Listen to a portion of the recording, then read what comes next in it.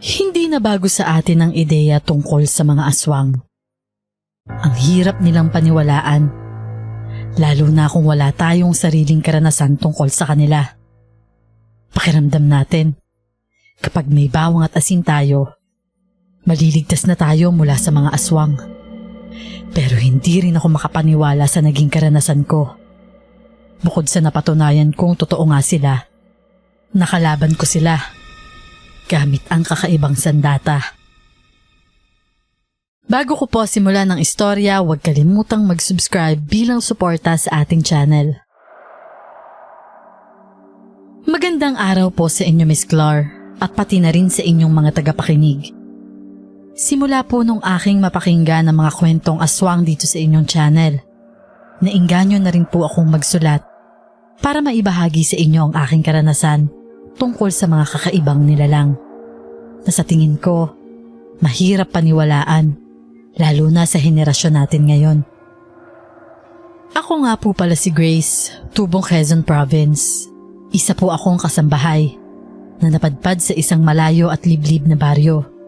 Inirekomenda po kasi ako ng isang kakilala sa isang pamilya para mag-alaga ng 2 anak nila, sina Flora at Miles. Sobrang layo po ng baryo na yon, kaya nung una ay nagdadalawang isip pa ako kung tatanggapin ko ang alok. Ngunit dahil kailangan ng kapatid kong lalaki ng pera para pang matrikula niya sa susunod na buwan, wala na po akong nagawa kundi tanggapin ang trabaho. Dumating po ako sa baryo ng gabi na. Medyo nahihilo na rin po ako dahil sa sobrang layo ng aking binyahe. Ngunit hindi ko po inalintana ang pagkahilo na nararamdaman ko upang hindi mamangha sa ganda ng lugar ng aking magiging amo. Malaki ho ang bahay nila, Miss Clar.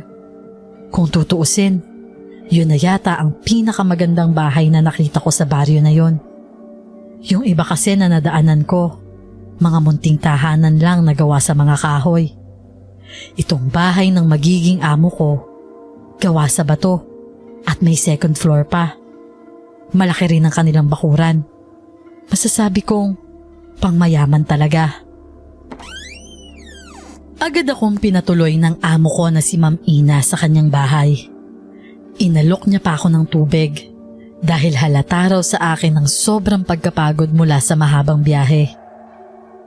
Hindi ba't ikaw si Grace? Uminom ka muna ng tubig. Wika niya sabay abot sa akin ng isang basong tubig na agad kong tinanggap at ininom. Umupo siya sa aking harapan at nagwika sa akin na buti raw tinanggap ko ang trabaho kahit malayo pa ang aking pinanggalingan. Hindi ko tuloy maiwasan na magtanong sa kanya. Isang tanong na gusto ko ring malaman ng kasagutan. Opo, ako po si Grace. Ma'am, wala ho bang gustong ibang mamasukan dito sa inyo? Naku, sa laki po nang ipapasahod niyo sa akin, imposibleng wala pong ibang nagka-interes. Napansin ko ang mabilis na pag-iwas ng tingin sa akin ni Ma'am Ina. Hindi rin siya agad nakasagot sa tanong ko. Binabantayan ko lang naman ang ekspresyon mula sa mukha niya. Hanggang sa hindi nagtagal, sumagot na rin siya sa akin. Alam mo Grace, sa katunayan niyan hindi ako sampalatayang kumuha ng ibang kasambahay na taga dito lang sa baryo. Baka kasi mamaya kapag taga dito lang ay iwan ng anak ko pag nasa trabaho ako. Napatangu-tangu naman ako sa sinagot niya. Kung sa bagay, tama naman ang sinabi niya. Kapag kasi malapit ang tirahan ng mga kasambahay, madalas ay umuuwi rin sila. Maya-maya pa ay muling nagsalita ulit si Ma'am Ina, kaya agad kong ibinaling sa kanya ang tingin ko. Ipapakilala kita bukas sa mga anak ko, Grace. Tulog na kasi sila ngayon. Halika muna at sasamahan kita sa magiging kwarto mo. Buong akala ko, Miss Clar, nang dahil sa sobrang pagod ko mula sa mahabang biyahe, ay makakatulog ako ng mapayapa at malalim. Pero nagkamali ho ako. Dahil unang gabi ko palang ho sa bahay ng amo ko, may kakaibang pangyayari na agad akong naranasan. Naalimpungatan po ako dahil sa sobrang lamig ng pakiramdam ko. Hindi po siya simpleng lamig lang, Miss Clar. Alam niyo po ba yung pakiramdam na sa sobrang lamig, nagtatayuan ng balahibo niyo sa katawan? Ganun po yung nararamdaman ko. Buong akala ko po ay dahil lang sa ventilador na nakabukas. Pero doon ko lang po naalala na hindi naman po nakabukas ang ventilador sa kwarto ko. Dahil hindi rin naman po ako sanay na gumamit nun sa lugar namin. Inisip ko na lang din po na baka dahil nasa probinsya ako, kaya malamig din ang simoy sa gabi. Kinapa ko lang yung kumot na nilabas ko sa bagahe ko bago ako natulog kanina. Tinatamad na po kasi akong buksan yung ilaw dahil malayo ang switch. Nasa may gilid pa ng pintuan. Kaya kinapakapa ko na lang yon. Nang makapa ko yung tila dulo ng kumot. Hihigitin ko sana yon para ibalot sa nanlalamig kong katawan. Ngunit hindi ko po yun mahigit. Hinila ko po yun ng paulit-ulit, pero hindi ko pa rin ho yun makuha. Dahil doon ay nawala po ang antok ko, Miss Clark, at saka ako agad na upo. Muli kong hinila yun ng may puwersa, pero tila may sinasabitan yon sa may paanan ko, kaya hindi ko makuha. Madilim po noon kaya wala akong makita. Inisip ko na lang na baka napasabit ang kumot ko sa pako. Kaya ang ginawa ko po, kinapa ko yung muli hanggang sa kabilang dulo. Ilang segundo ko rin pong ginawa yon para makuha ko yung pinagsasabitan sa dulo. Pero sa huling pagkapa ng kamay ko, tila may nahawakan akong malamig at butot balat na kamay na otomatikong binitawan ko. Sisigaw na sana ako ng malakas dahil doon. Pero sa sobrang takot ko yata, hindi ako nakasigaw. Ang ginawa ko na lang ay mabilis akong tumalon pababa ng kama at agad na binuksan ang ilaw. Habol-habol ko ang aking hininga. Ramdam na ramdam ko rin ang malakas na pagkabog ng puso ko, Miss Clark. Hindi ako pwedeng magkamali sa naramdaman ng aking kamay. Para talaga yung kamay na butot balat. Yung tipong kamay ng isang matanda. Kitang-kita ko ang pagtaas at pagbaba ng dibdib ko dahil sa paghahabol ng hininga. Nakaramdam ako ng matinding takot, Miss Clark. Sobrang takot dahil ngayon ko lang naranasan yon sa tanang buhay ko. Pero gayon pa man, naglakas loob ako upang lapitan muli ang paanan ng aking kama. Hinigit ko ang kumot ko. Sa sobrang bigla ko, nahila ko yon ng walang kahirap-hirap. Sobrang nagulantang ako, Miss Clark. Pagkatapos ng pangyayaring yon, hindi na ako nakatulog ng maayos.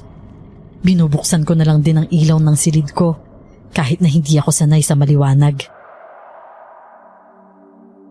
Kinabukasan ay pinilit kong tanggalin sa utak ko ang mga nangyari.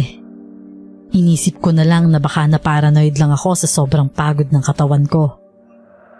Dahil hindi na nga ako nakatulog ng maayos, kaya maaga rin akong nagising. Nakilala ko na si Aling Rose, ang matandang kusinera ni Ma'am Ina na taga Bohol. Kasabay naman na nagising ni Ma'am Ina ang kanyang 2 anak na aalagaan ko. Ang takot at pangamba na nararamdaman ko ay nawala nang masilayan ko ang 2 bata na aking aalagaan, Miss Clark. Maamo ang kanilang mga muka, tila mga anghel sila kung titingnan. May matamis na ngiti si Flora, habang mapupungay na mga mata ang maipagmamalaki ni Miles. Kung hindi ako nagkakamali, ay hindi sila nalalayo ng edad. Sa tingin ko ay 10 taon si Flora at 8 taon naman ang nakababata niyang kapatid. Kids, meet Yaya Grace. Siya ang magiging bago niyong yaya. Pakilala ni Ma'am Ina sa akin. Agad kong nginitian ng mga bata. Kung hindi niyo po kasi natatanong, Miss Clark, mahilig talaga ako sa mga bata. Lalo na sa mga batang babae na katulad nila dahil wala akong kapatid na babae. Agad na naglapitan sa akin sina Flora at Miles. Ngumiti rin sila sa akin. Ang saya sa puso na malamang hindi sila pasaway at ma-attitude na mga bata katulad ng ibang kabataan sa panahon ngayon. Katulad ng dapat gawin ng isang yaya na katulad ko. Pinaghanda ko na ng pagkain ng mga alaga ko, pati na rin si Ma'am Ina. Pagkatapos ng umagahan ay tinawag ako ni Ma'am Ina at sinabi niya na ihatid ko siya sa may labasan dahil may sasabihin siya sa akin ng mga habilin na dapat kong malaman bago siya tuluyang pumasok sa trabaho. Habang naglalakad kami, Miss Clar, pakiramdam ko ay mas naging seryoso ang amo ko. Basta Grace, tandaan mo tuwing hapon lang ang klase ng mga bata. Tuwing Martes, Huwebes at Biyernes lang ang face-to-face nila. Dahil Lunes ngayon wala silang pasok. Pakicheck na lang kung may mga activities na dapat gawin. Kadalasan tuwing may pasok naman, mga bandang 5:00 ng hapon ang labasan nila. Gusto ko ihahatid at sundo mo sila. Gusto ko nasa labas ka na ng gate ng advance ng 1 oras. Ayokong naghihintay ang mga anak ko. Dapat nandun ka na agad bago sila maglabasan. Sunod-sunod na pagtango naman ang ginawa ko. Opo ma'am, sige po, makakaasa po kayo. Naiintindihan ko ang pag-aalala ng isang ina sa kanyang mga anak. Dahil kung ako ay may anak din, baka 24 oras ay bantayan ko rin sila. Lalo na sa panahon ngayon na sobrang mapanganib ang labas. Akala ko nga ay wala nang sasabihin pa si Ma'am Ina sa akin. Pero hindi nagtagal. Nagsalita siyang muli. At Grace, ito ang tandaan mo ha. Huwag kang makikipag-usap sa mga hindi mo kilala dito sa baryo. At lalong huwag kang magpapapasok ng kung sino-sino dito sa bahay. At kapag nasa labas ka naman, siguraduhin mong huwag kang tatanggap ng bigay ng mga pagkain. Sa katunayan, hindi na bago sa akin ang ganong babala, Miss Clar. Sa probinsya kasi namin, may mga paniniwala rin kaming ganon. Na huwag kakain ng mga bigay, lalo na ng mga hindi mo kakilala. Ngunit buong akala ko ay yun na yung babala sa akin ni Ma'am Ina. Pero nagkamali ako. Nagtaka ako nang abutan niya ako ng isang itim na parang tela. Hugis maliit na sako. Inabot niya sa akin yun, Miss Clar. At kahit hindi ko alam kung anong laman ng tela na yun, ay tinanggap ko rin. Oh Grace, lagi mong ilalagay yan sa bulsa mo tuwing lalabas ka ng bahay. Wika niya pa sa akin. Pagkatapos noon ay nagpaalam na rin siya para pumasok sa trabaho. Ako naman, nilako muna yung gate bago ako naglakad na pabalik sa loob ng bahay. Habang naglalakad ako ay nakatingin lang ako sa itim na tela na hawak-hawak ko. Ramdam ko talaga na may laman yon, Miss Clar. At dahil nilalamon ako ng kuryosidad, binuksan ko nga yun. Doon nanlaki ang mga mata ko nang makita ko ang laman nun. Hindi ko alam kung matatawa ba ako sa nakita ko. Hindi ko kasi inaasahan na yun pala ang laman ng telang ibinigay sa akin ni Ma'am Ina. Saan ko ho naman kasi gagamitin ang bawang at asin? Bakit niya gustong bitbitin yon kapag lalabas ako ng bahay? Magluluto ba ako ng nilaga? Napatawa na lang ako sa isipan ko. Ayoko namang isipin na nawiwirdahan ako kay Ma'am Ina. Kaya naman kahit hindi ko alam kung para saan ba talaga ito, Miss Clar, inilagay ko pa rin yon sa bulsa ko. At dahil Lunes nga at walang pasok ang mga bata, hindi ako naobliga na lumabas ng bahay ng araw na yon. Sa loob lang kami ng bahay at nagpalipas ng buong araw sa paggawa ng mga assignments. At nakipaglaro na rin ako sa mga malalambing kong alaga. Habang naliligo sina Flor at Miles pagkatapos naming mananghalian, ay nagkaroon ako ng pagkakataon para linisin naman ang silid nila.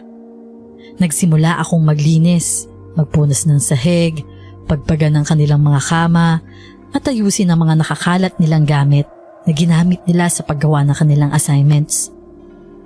Sunod ko namang ginawa ay ang pagpupunas ng babasagin nilang bintana. Habang abala ako sa pagpupunas, agad akong natigilan nang may makita akong isang matandang babae na nakatanaw sa akin. Puting-puti ang kanyang buhok. Kakaiba ang tingin niya sa akin, Miss Clar. Talagang pinangilabutan ako sa paraan ng pagkatitig niya. Nakatayo siya sa mataas na puno sa labas ng bakuran ng bahay. Para bang galit siya sa akin sa hindi ko malaman na dahilan. Kahit kulubot ang kanyang balat, ay kitang-kita ko pa rin ang pangungunot ng kanyang noo. Habang nakatitig sa direksyon ko, kumabog ang dibdib ko, Miss Clar. Hindi ho kasi ako sanay na makatanggap ng ganong klaseng titig. Lalo na at hindi ko naman kilala ang matandang yon. Ramdam ko yung bilis ng tibok ng puso ko. Gusto ko na sanang umalis mula sa harapan ng bintana, pero hindi ko magawa. Para na akong napako sa pinagkakatayuan ko. Ang nakakatakot pa nun, kitang-kita ko ang pagbuka ng labi ng matandang babae. Para siyang may sinasabi. Parang bumubulong siya ng mabilis habang hindi pa rin napuputol ang tingin niya sa akin. Kung hindi ko lang narinig ang boses ng alaga ko na tinawag ang pangalan ko, baka nakatanaw pa rin ako sa nakakatakot na matandang yun. Nanghihingi na kasi ng damit ang aking mga alaga dahil tapos na silang maligo. Ngunit bago pa man ako dumiretso sa pagkuha ng kanilang damit, ay muli akong lumingon sa pwesto ng matanda. Pero laking gulat ko nang hindi ko na siya nakita doon. Bigla na lang siyang nawala na parang bula. Sa katunayan, hindi naman talaga ako matatakotin, Miss Clar. Pero sa nangyari kagabi at ang weird na matandang yon, tila nagtatanim na yun ng takot at kaba sa buong sistema ko sa hindi ko maipaliwanag na dahilan. Nang sumapit ang gabi ay pinatulog ko na ang aking mga alaga pagkatapos nilang kumain ng gabihan. Nang makatulog sila ay tumayo na ako para lumabas ng kwarto. Pero bago yon, muli kong natanaw ang bintana. Doon ko naisipan na ibaba ang nakabuhol na kortina. Kahit nakakatakot ay binatuhan ko muna ulit ng tingin yung puno kung saan ko nakita yung matanda. Nakahinga ako ng maluwag nang hindi ko siya nakita doon. Tuluyan ko na ngang ibinaba ang kortina at pagkatapos noon ay dumiretso na ako sa kwarto para maligo na at nang makatulog. Tinanggal ko na ang ipit ko sa buhok at saka inilagay ko naman sa maliit na lamesa yung laman ng bulsa ko.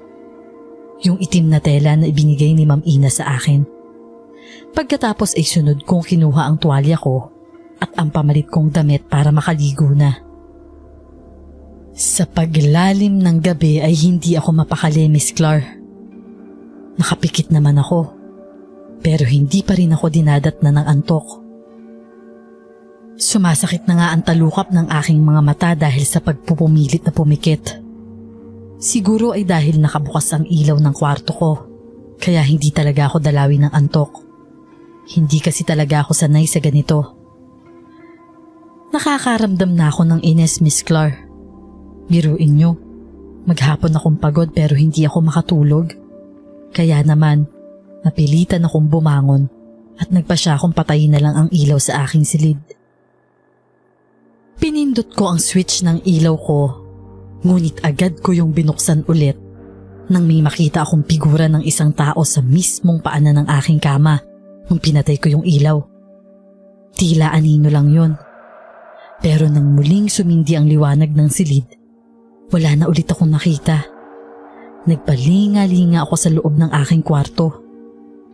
Unti-unti na namang bumibilis ang tibok ng puso ko. Hindi ko na alam kung totoo ba o guni-guni ko lang ang nakikita ko. Pakiramdam ko ay napaglalaroan ako ng maligno. O baka naman, nasisiraan na yata ako ng bait dahil magdadalawang gabi na akong walang maayos na tulog. Nang mga sandaling yon, Miss Clar, iniisip ko nang magpaalam kay Ma'am Ina para umalis. Pero iniisip ko naman ang matrikula ng aking nakababatang kapatid. Pinapalakas ko na lang ang loob ko na baka guni-guni ko lang yon. Imbis na patayin ang ilaw, iniwan ko na lang ulit na buhay yon. Bago ako mahiga ay natanaw ko naman yung ibinigay na itim na tela ni Ma'am Ina sa akin sa may maliit na lamesa. Walang pagdadalawang isip na inabot ko yon. Kahit hindi ko alam kung para saan ba talaga ang bawang at asin sa loob nun, inilagay ko pa rin yon sa ilalim ng aking unan at saka nahiga ng muli.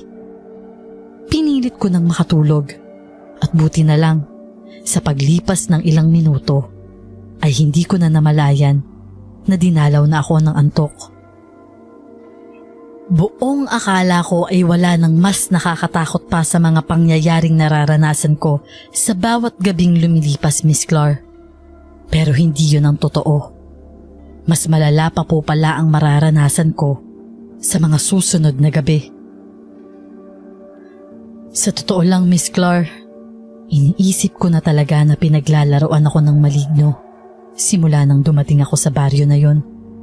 Dahil noon ko lang talaga naranasan ang mga kakaibang pangyayari na yon sa buhay ko. Sa tuwing bitbit ko o malapit lang sa akin ang itim na tela, wala naman akong nakikitang mga figura ng isang tao. Pero pumalit naman ho doon ang tila bangungot na mga panaginip.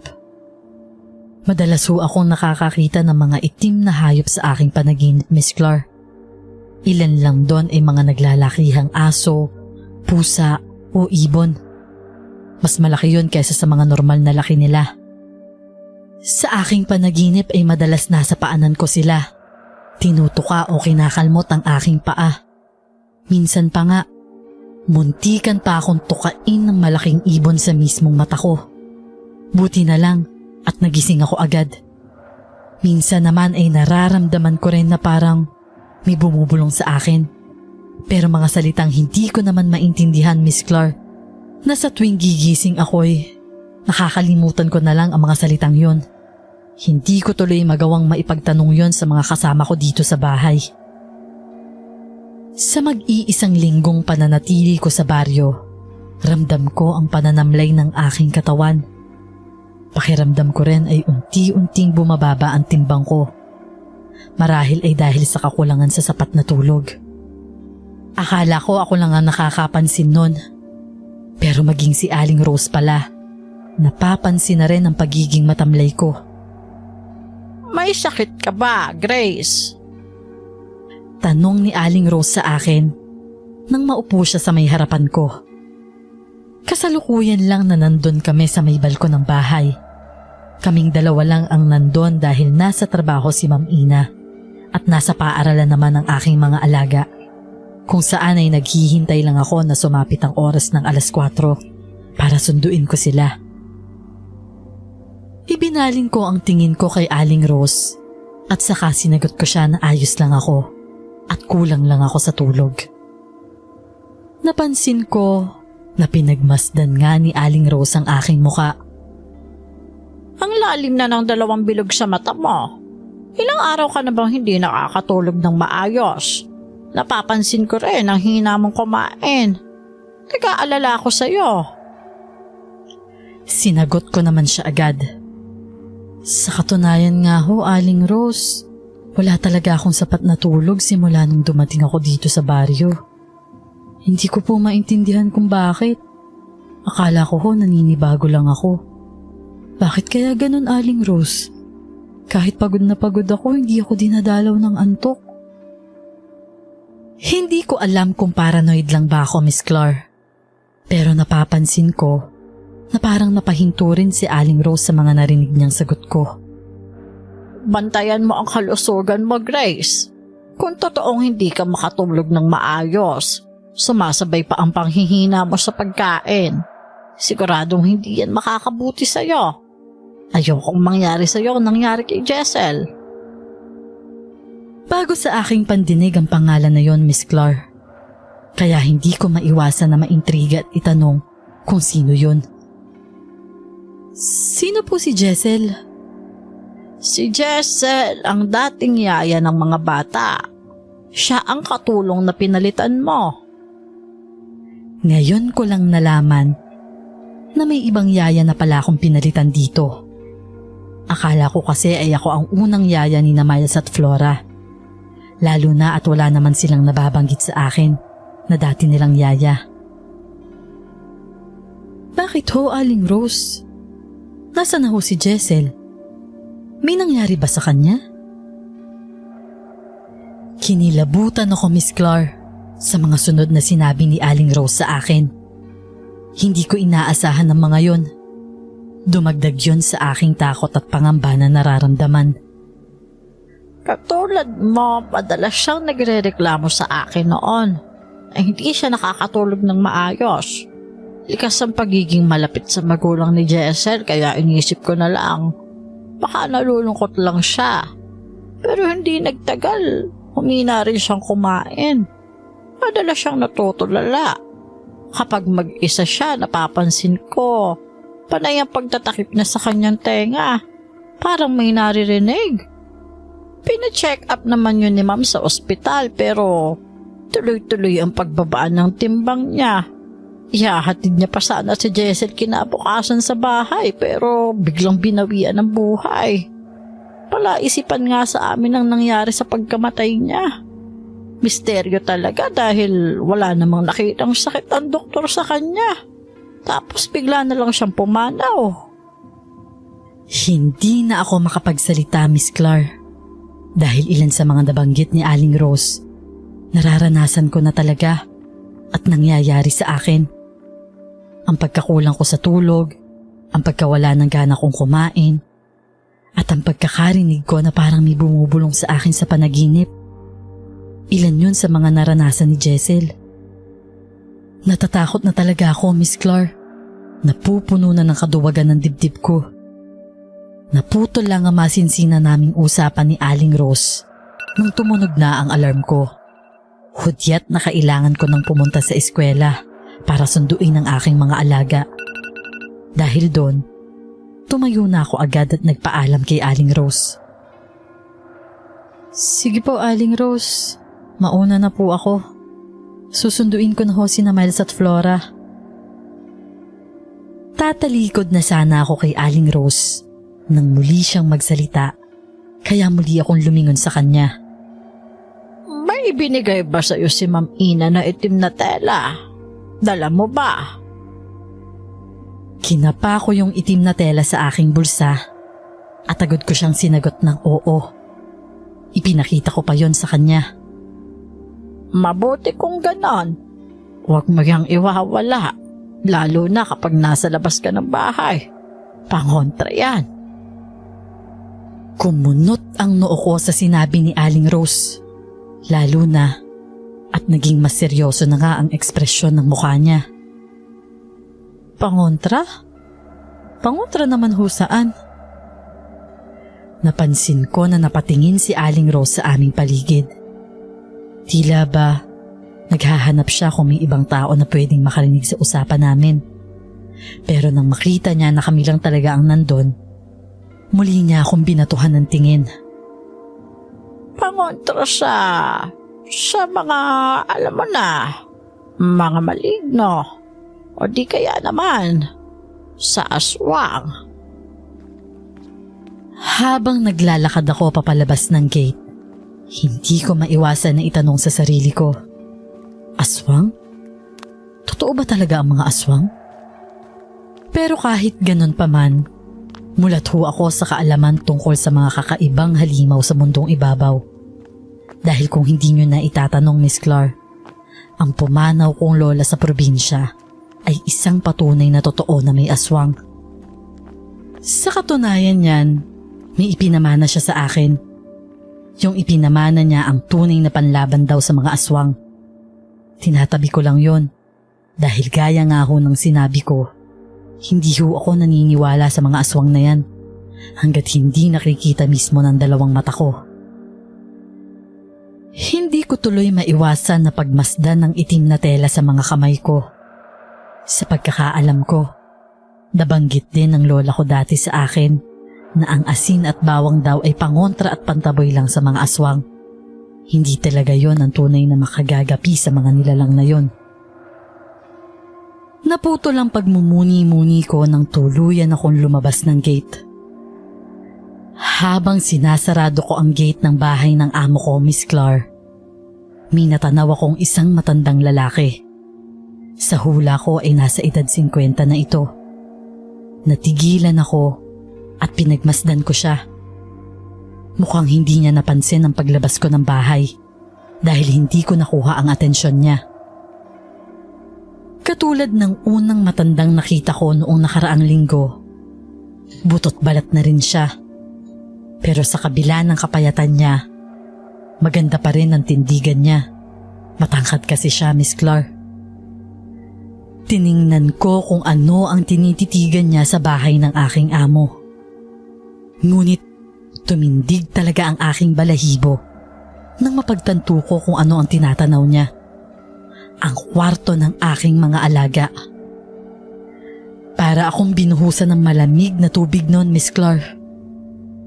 Bigla ko tuloy naalala yung matandang babae na nahuli kong nakatingin din sa kwarto ni Flora at Miles.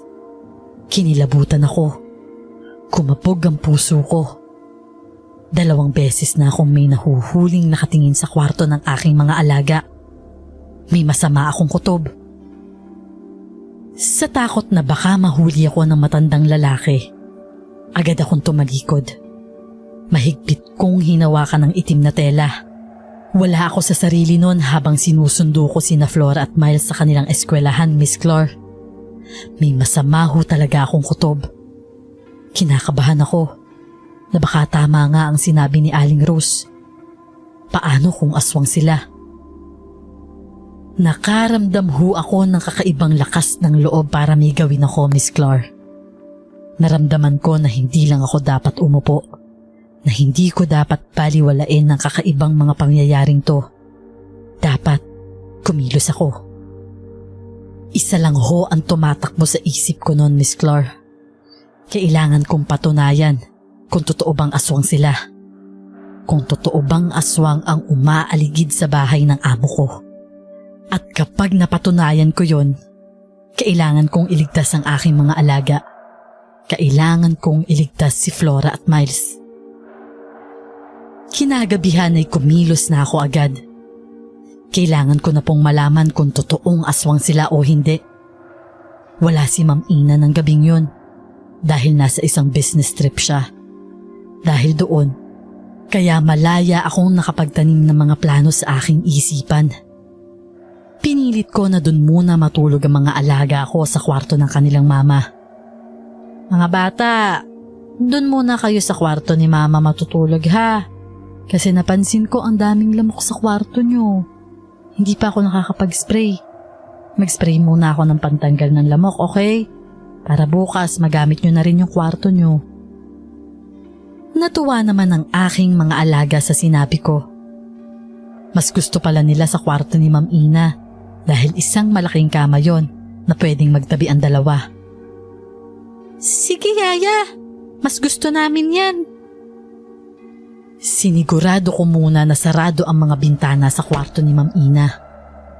Pinatulog ko rin muna ang 2 bata bago ko binudburan ng asin ng pasimano ng bintana para hindi maakyat ng mga aswang habang natutulog sila. Pagkatapos ho noon ay doon naman ako dumiretso sa may kusina, Miss Clar. Lahat ng naisip kong gawin ay ginawa ko. Nagpainit ako ng tubig at tinunaw ko doon ng napakaraming asin. Nagdikdik din ako ng maraming bawang at piniga ko ang katas nun sa tubig. Kung tama man ang hinala ko na aswang sila, ay tiyak na kumukuha lang sila ng tiyempo para atakihin ang aking mga alaga. Sa pamamagitan nitong tubig na may asin at bawang, mapapatunayan ko kung totoong aswang sila. Nung mga oras na yon, Miss Clar, hindi na talaga ako nakakaramdam ng pagdadalawang isip. Sa katunayan niyan, lumalakas pa nga ang loob ko na mapatunayan doon. Dahil kapag napatunayan ko na aswang sila, may susunod na plano na akong gagawin. Sa tingin ko ay nagpapalakas din sa loob ko ang katotohanan na ginagawa ko to para iligtas ko sina Flora at Miles. Mga bata pa kasi sila at silang dalawa ang mas may kailangan ng proteksyon. Dahil wala si Ma'am Ina, walang ibang gagawa nun kundi ako, Miss Clar. Pagkatapos kong magawa ang tubig na may asin at bawang, isinalin ko yun sa timba. Bit-bit ko yun papunta sa kwarto ni Miles at Flora. Isang malakas na buntong hininga ang pinakawalan ko habang papalapit ako sa bintana ng kwarto nila. Nakasarado yun, pero dahil parte ng plano ko, sinadya kong buksan yun. Pinatay ko na rin ang ilaw at saka ako nagtago sa may gilid ng aparador. Sa mga sandaling yon Naghihintay na lang ako kung talaga bang may papasok na aswang doon. Nakailang bulong na rin ako ng pagdadasal, Miss Clar. Sa katunayan ay umaasa talaga ako na wala akong mae-engkwentro na aswang sa gabing yon. Umaasa ako na baka napaparanoid lang ako at hindi sila totoo. Kabadong-kabado ako habang naghihintay sa dilim. Pakiramdam ko, sumusugal ako sa isang panganib. Pero alam kong wala nang atrasan yon. Sa isang iglap, biglang humangin ng malakas. Kitang-kita ko ho ang paglipad ng kurtina. Napayapos na ako sa hawak kong tabo. Naghahanda na. Hanggang sa maya-maya pa, sa pagbaba ng hinanging kurtina, isang maitim at hugis tao na figura ang tumambad sa aking mga mata. Kinilabutan talaga ako ng mga sandaling yon, Miss Clar. Pakiramdam ko, pwede akong atakihin sa puso. Nagtayuan ang aking mga balahibo at rumiple rin ang kabog ng puso ko. Hindi ko makita ang itsura niya dahil alam kong nakatalikod siya sa akin at nakaharap siya sa bakanteng kama ni na Flora at Miles. Pero pansin ko ang panginginang ng balat niya dahil natatamaan yun ng sinag ng buwan. Parang may langis ang katawan niya, pero hindi ko maipaliwanag. Naitanong ko sa sarili ko, grasa ba yun? Pero dahil alam kong wala na akong oras, dahan-dahan akong kumilos upang sumadlok ng tubig sa timba. Ngunit naglikha ng mahinang ingay yon, kaya halos mapugto ang aking hininga nang biglang humarap sa akin ang figura ng lalaking aswang na yon. Miss Clar, tiyak na sa ibang tao, iisipin na gawa-gawa ko lang ho ang kwento na to. Pero maniwala man sila sa akin o hindi, masasabi ko talaga, isang aswang ang kaharap ko ng mga sandaling yon. Mamula-mula ang mga mata ng aswang na yon habang nanlilisik ang tingin niya sa akin. Hindi na ako nagdalawang isip.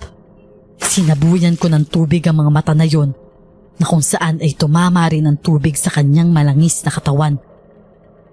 Kitang-kita ng dalawang mata ko, Miss Clar, ang tila pag-usok ng katawan ng aswang. Isang patunay na hindi nga siya tao. Nagwala siya habang hawak-hawak ang kanyang mga mata. Doon ho ako nakakuha ng pagkakataon para sumadlok ulit ng panibagong tubig sa tabo. At saka lumabas na ako sa pinagtataguan ko. Umalis ka sa pamamahay na to, aswang! Huwag mo na kaming gambalain dito! Alis! Sigaw ko sabay muli ko siyang sinabuyan ng tubig. Dumoble ang pagwawala niya. Naglilikha siya ng tunog na parang isang hayop na napapaso. Nakakapanindig balahibo ang mga pangyayaring yon, Miss Clar. Isang pangyayari na sa tingin ko ay magbibigay sa akin ng bangungot. Ang isang kamay niya ay nakatabon sa kanyang mga mata, habang ang isa naman ay iwinawasiwas niya patungo sa pwesto na tila ay sandata niya yon. Kaya naman napapalayo ako. Hindi ko gugustuhin na matusok ng matatalim na kuko na yon. Wag ka nang babalik dito kung ayaw mong sunugin kita ng buhay. Muling pagbabanta ko sa aswang. At bago ko pa man sabuyan muli ng tubig ang aswang, narinig ko ang boses ng isa sa alaga ko sa may likuran. Yaya? Napalingon ako at nakita ko si Flora na nakatayo sa may bungad ng nakabukas na pinto. Natakot ako ng mga oras na yon dahil baka sumugod na lang bigla ang aswang sa alaga ko. Pero nang muli kong ibinalik ang tingin ko sa pwesto ng aswang, nawala na lang bigla yun. At ang humangin na kurtina na lang ulit ang aking nasilayan. Kasabay nun ay ang pagbubukas ng ilaw, kaya lumiwanag muli ang buong silid. Agad kong nilapitan si Flora na nakatingin din sa may nakabukas na bintana. Ramdam ko ang pagtataka sa mukha niya, kaya naman agad ko siyang nilapitan. Agad ko siyang tinanong, "Anong ginagawa mo rito, Flora? Akala ko ba tulog ka na? Sinagot niya ako na nakalimutan daw niyang dalahin ang paborito niyang teddy bear, kaya nagising siya agad. Sinabi niya ang mga salitang yon habang nakatingin pa rin siya sa may bintana. Buong akala ko ay wala naman siyang nakita dahil nga madilim ang paligid. Pero hindi ko inaasahan yung tinanong niya sa akin. Sino yun, Yaya? Bakit parang ang scary niya? Napahikbi siya at tila iiyak. Kaya agad kong hinawakan ng magkabilang braso niya. Inaalo na wag umiyak. Pinilit ko na alisin ang tingin niya sa may bintana. Tumingin ka sa akin, Flora. Wala lang yon. Anino lang yon ang malaking puno sa may labas. Paliwanag ko sa kanya para mawala ang takot na nararamdaman niya. Bakit parang tao? Muling wika niya sa akin. Sunod-sunod na pag-iling ang ginawa ko. Hindi. Tingnan mo, oh. Basa yung sahig. Kasi nga naglalagay ako ng pantanggal ng lamok. Tinuro ko pa kay Flora yung sahig na basa. Tumingin naman siya doon. At hindi nagtagal ay huminto na nga ang kaniyang paghikbi. Hinitian ko siya. Halika na. Kunin na natin yung teddy bear mo para makatulog ka na ng maayos. Kinabukasan ay nag-alala ako ng sobra nang malaman ko na nagkasakit si Flora. Nag-alala ako, baka dahil sa sobrang takot, dahil sa kanyang nakita kagabi. Inaapoy siya ng lagnat, Miss Clar. Hindi tuloy ako mapakali na baka may kinalaman din ang aswang sa pagkakasakit niya. Nag-aalala talaga ako. Itinawag ko yon kay Ma'am Ina. Ibinalita ko ang kalagayan ni Flora hanggang sa nagpasya na dalhin muna sa munting ospital sa may bayan si Flora na agad kong sinunod at sinang-ayunan. Si Aling Rose ang nag-volunteer na siya raw muna ang magbabantay kay Flora sa ospital ng araw na yon at re-reliebo na lang ako bukas. Naiwan tuloy kami ni Miles sa buong bahay. Sakto rin naman at wala silang pasok sa eskwelahan, kaya hindi siya makakaliban dahil sa pagkaka-ospital nito. Nung sumapit ang hapon, nakaramdam na naman ako ng kakaibang takot sa buong sistema ko, Miss Clar. Hapon pa lang kasi ay sinimulan ko ng ilak at isarado ang mga kailangan kong isarado. Tulad na lang ng gate at mga bintana. Ngayon na nasisiguro kong may aswang nga sa paligid. Kaya kailangan naming magdoble ingat. Lalo na ngayon, kami lang dalawa ni Miles ang nandito sa bahay. Hindi na ako papayag na may mangyari ring masama kay Miles. Ngunit habang abala ako sa pagsasarado ng bintana sa may sala, natigilan ho ako nang matanaw ko sa may labas ng bakod ang dalawang matanda na nakita ko nung nakaraan. Yung isang lalaki at yung lola. Miss Clar, magkasama na sila ngayon habang nakatanaw sa akin. Masama ho ang tingin nila sa akin. Alam ko at ramdam ko ang galit sa kanilang mga mata. Kumabog ng malakas ang puso ko. Alam kong nanggagalaiti na sila na sumugod. Sigurado ho ako, naghihintay lang sila ng tiyempo na sugurin ang bahay kung nasaan kami ni Miles para gumante dahil sa ginawa ko.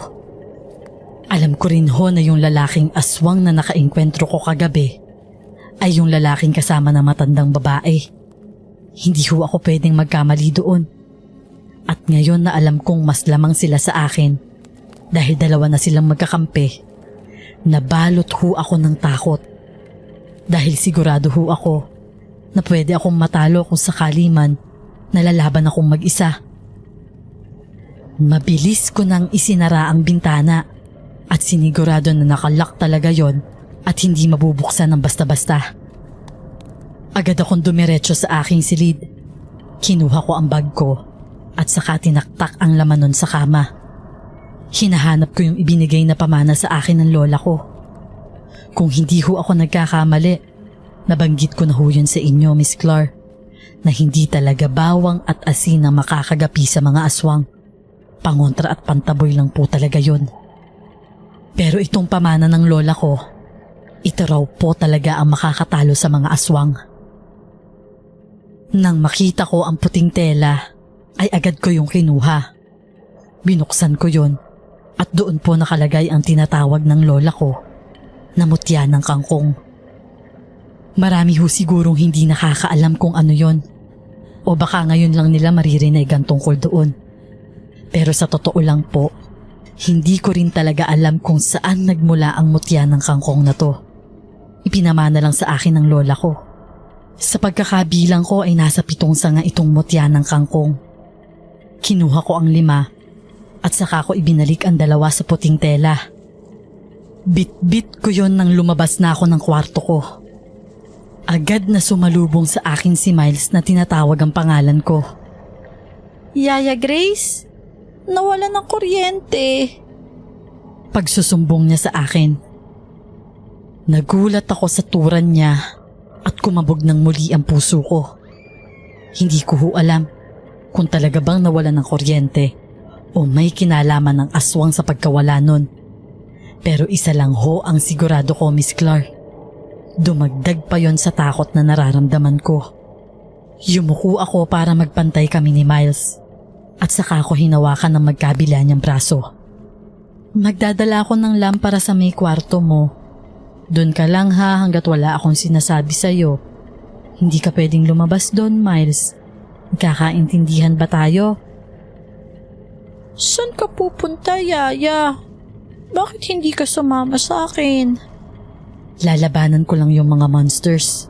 Hindi ka pwedeng sumama kasi baka saktan ka nila. Mahilig kasi na manood ng mga cartoon itong alaga kong si Miles. Kaya sigurado ako na may ideya siya sa monster na sinasabi ko. Monster na dapat nilalayuan at nilalabanan. Paano kung saktan ka nila, Yaya? Hindi nila ako sasaktan kasi may superpowers ako. At hindi ko hahayaan na masaktan ka rin nila. Kaya tara na sa kwarto mo. Buti na lang at sumunod na rin siya sa akin. Muli kong ibinilin sa kanya na huwag siyang lalabas sa kanyang silid. At alam kong susunod naman siya sa sinabi ko. Pagsapit ng dilim, bit-bit ko ang gasera sa aking kamay. Habang ang kabila naman, nakahawak sa mga mutya ng kangkong. Kailangan kong mailagay ang mga mutya na yon sa bibig nila. Ang sabi ho kasi ng lola ko, mailagay ko lang ang mutya sa bibig nila ay tiyak na magdudulot yun sa kanila ng pagkahina at matinding sakit. Na parang napapaso sila kahit hindi nila yun lunukin. Nang mga sandaling yon, Miss Clark, ay wala pa rin po talaga akong plano kung paano ko mailalagay sa bibig nila ang mutya ng kangkong na hindi ako nasasaktan. Pero kailangan ko pong subukan kung hanggang saan ang makakaya ko para lang mailigtas si Miles. Kahit po sobra ang takot ko, kinapitan ko na lang ang aking pananalig at pati na rin ang mutya ng kangkong na siguradong magliligtas sa akin mula sa mga aswang. Pumwesto ako sa lugar kung saan tanaw ko ang pinto ng kwarto ni Miles upang bantayan ko siya doon. Kailangan ko hong masigurado na hindi siya lalabas ng kanyang silid. Hindi nagtagal ay isang malakas na kalabog ang narinig ko na nagmumula sa may kusina. Hindi ko tuloy maiwasan na mapalingon sa madilim na pintuan ng kusina, kung saan dun ko ho naalala na mukhang hindi ko pala nasarado ang pintuan. Kumabog ang puso ko noon, Miss Clark. Hindi ko ho alam kung aalis ako sa pwesto ko para puntahan yon o mananatili na lang ako doon upang bantayan si Miles. Nakiramdam ho ako sa dapat kong gawin hanggang sa nagpasya ako na dahan-dahang maglakad papalapit sa may kusina. Pero bago pa man ako tuluyang makalapit, ang pamilyar na figura ng lalaking aswang ang muli kong nasilayan. Ang liwanag na nagmumula sa aking tanga na gasera ang nagbigay liwanag sa akin para masilayan ko ang nagtutulong laway mula sa kanyang bibig. Para siyang asong baliw, Miss Clark. Para siyang gutom at hayok na hayok. Matalim na naman ang tingin niya sa akin. Kahit natatakot ako ay nagsalita ako, Miss Clark. Sinasabi ko na sa'yo, lubayan mo na kami. Isa kang aswang at dapat sa'yo mamatay. Ikaw ang dapat mamatay. Para akong estatwa sa pinagkakatayuan ko nang marinig ko ang sinabi niya. Peste, tayo ka lang dito. Ikaw ang dapat mamatay. Magsasalita na sana ako para sagutin siya. Kaya lang, narinig ko ho ang sigaw ni Miles mula sa loob ng kanyang silid. Tinatawag niya ako na parang naiiyak na kanyang boses. Kasabay noon ay tila parang may kumakatok sa bintana ng kwarto. Sigurado ho ako yun naman yung matandang babae na aswang din. Nag-alala tuloy ako na baka mapasok siya sa loob. Tatakbo na sana ako para makapunta sa kanyang kwarto. Kaya lang, narinig ko na naman ang sigaw ng lalaking aswang. Saan ka pupunta? Hindi ka makakawala. Wika niya. At nang lingunin ko siya, ay pasugod na siya sa akin. Kaya naman mabilis akong naging alerto. Iwinasiwas ko ang hawak kong gasera sa kanya. Umatras lang siya papalayo, pero alam kong wala siyang balak na sumuko. Lalong tumutulo ang mga laway niya at lumabas na rin ang mga pangil niya at saka ang kanyang matatalas na kuko. Pinalakas ko ang loob ko noon, Miss Clark. Sinabi ko sa sarili ko na kaya kong malampasan yon at kailangan ko lang na mailagay ang mutya ng kangkong sa bibig niya. Lumayo ka sa akin! Pagtataboy ko sa kanya, narinig ko muli ang sigaw ni Miles. Yaya! Help me! May gustong pumasok sa bintana! Nagpanik na ako ng mga sandaling yon, Miss Clark. Iniisip ko na kailangan ko nang makapasok sa kwarto ng alaga ko. Pero paano? Paano ko magagawa yon kung nakaharang ang lalaking aswang sa akin? Huwag kang lalabas ng kwarto, Miles. Pupunta ako dyan. Sigaw ko pabalik sa kanya. Wala na ho akong choice nun, Miss Clark. Kaya ang ginawa ko, ibinato ko na lang sa lalaking aswang yung kasera na hawak ko. Mabilis na kumalat ang apoy sa paanan ng aswang. Lalo na nang matapon na rin ang gas na laman nun. Narinig ko ang malakas na pagsigaw ng lalaking aswang. Nang mapansin ko ang malaking pagkakabuka ng kanyang bibig, doon na ho ako nakakuha ng magandang tiyempo. Mabilis akong kumuha ng isang pirasong mutya ng kangkong at ibinato yun sa bibig ng aswang. Nung una ay nahulog lang yun sa apoy, kaya sumubok ulit ako ng panibago. At nang sandaling yun, pumasok na yon sa mismong bunganga ng lalaki. Alam ko na sumakto yon hanggang sa lalamunan niya.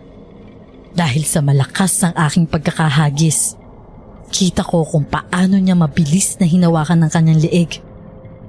Parang hindi siya makahinga. Gusto ko pa sanang panoorin kung ano ang magiging katapusan niya. Kaya lang kinailangan ko nang puntahan si Miles sa kanyang silid. Nagmadali akong pumasok sa loob at nadatnan ko ang aking alaga na umiiyak habang nakatago sa gilid ng kama. Nakatabo ng kanyang dalawang kamay sa tenga. Nakaramdam ako na matinding awa, Miss Clark. Pero kailangan kong maging matatag ng mga oras na yon.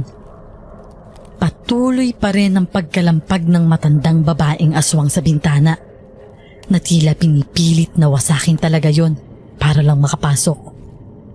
Hindi ko muna yon pinansin at mabilis kong nilapitan si Miles. Agad niya akong tinanong habang malakas ang pagkakaiyak niya. Yaya, sino yun? Monster po ba yun? Inosenteng tanong niya sa akin. Oo, pero huwag kang mag-alala. Tatalunin niya ni Yaya Grace. Kaya kailangan mo munang magtago sa may aparador, ha? Ako nang bahalang tumalo sa kanya. Okay lang ba sa'yo yun? Pag-aalo ko, sunod-sunod naman ang ginawa niyang pagtango sa akin. Binuksan ko na nga ang aparador at pinapasok ko siya sa loob at muli ako nagsalita. Huwag kang lalabas hanggat hindi ko sinasabi, ha? Magalang naman siyang sumagot sa akin. Opo, Yaya. Muli na akong huminga ng malalim. Nagpasya ako na buksan na ang bintana para makapasok na ang matandang aswang. Kailangan ko na tong tapusin. Kailangan ko silang magapi. Yun ang tumatakbo sa isip ko ng mga oras na yon. Bit-bit ko pa rin sa aking palad ang mga mutya ng kangkong. Pumasok na nga ang aswang. Katulad nung lalaking aswang, mas nakakatakot ang itsura ng matandang babae. Gulo-gulo ang buhok niya. Halos kulay puti na. Nakakatakot talaga siya, Miss Clar. Tila nanlalamon ng nakakatakot at matataling tingin niya sa akin. Hindi ako papayag na masaktan mo kami. Hindi ako papayag na makuha mo ang alaga ko. Wika ko sa kanya. Mabilis kong binalingan ang mga nakadisplay na laruan sa ibabaw ng kabinet at mabilis ko yung pinaghahagis sa aswang. Iniwasan niya yon. Nang mahawakan ko yung pinakamalaking teddy bear sa lahat, ginamit ko yung panangga para hindi ako maatake at malapitan ng aswang at saka ako sumugod. Inipon ko ang aking lakas ng loob ng mga sandaling yon, Miss Clar. Sumisigaw na rin ako habang sumusugod. Ngumanga ang aswang na tila ba handa na akong kagatin. Pero naging tiyempo ko yon para maipasok ko sa loob ng bibig niya ang mutya ng kangkong. Nang masigurado ko na nakapasok na yon sa bibig niya, doon na ako mabilis na lumayo. Katulad nung naunang aswang ay umakto siya na parang nasasakal. Naglilikha rin yon ng nasasakal na tunog. Pagkatapos ng engkwentro na yon, Miss Clar, tila bumalik sa anyong tao ang matandang babaeng aswang. Kita ko ang panghihina niya. Nagawa pa nga niyang magsalita at ang turan niya ay hindi pa raw doon natatapos ang lahat.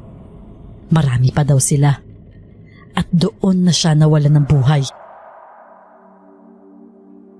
Matapos ang pangyayaring yon, nabago na ang pananaw ko sa mundo. Alam ko talaga na hindi lang simpleng mga tao na katulad natin ang naninirahan sa buong mundo. Maraming mga nilalang, engkanto o aswang ang pwede nating makasalamuha. Pero ang karanasan na yun ho ang nagpatapang sa akin, Miss Clar. Alam niyo po ba, nagtatanim na rin po ako ngayon ng mutya ng kangkong na ipinamana sa akin ng lola ko.